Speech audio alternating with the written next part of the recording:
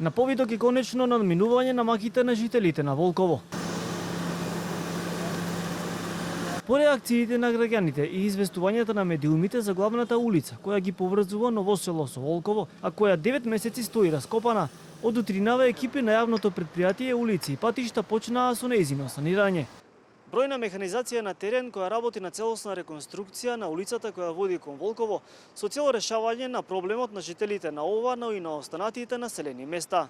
Од иницијативата за спас на Волково се задоволни што конечно почнал да им се решава проблемот. Велат дека очекуваат целосна реконструкција и изградба на нова квалитетна улица, а не само привремено пополнување на дупките.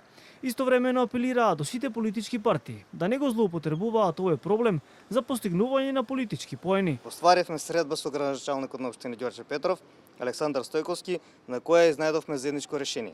Со цел да се стави крај на оваа ситуација, градоначалникот Стојковски лично се заложи за обезбедување на сите соодветни услови кои се потребни за да се почне веднаш со санирање на оваа улица. Таму ќе се работи комплетна реконструкција на улицата, значи ќе се зголеми безбедноста на луѓето и движењето на населението. Дали можеби имате информации да се постават, пошто се вози брзо и лежешки полицајци некаде или се уште? Па ние како иницијатива ќе бараме од градот да постави такви мерки за забавување на сообраќај, па ќе видиме колку ќе не излезат во престрат. Инаку улицата беше раскопана откако уште лани во септември заврши втората фаза од изградбата на новата атмосферска канализација. Од тогаш таа остана нецелосно санирана на едниот дел, што ја загрози безбедноста во сообраќајот и ги револтираше жителите на околните населени места.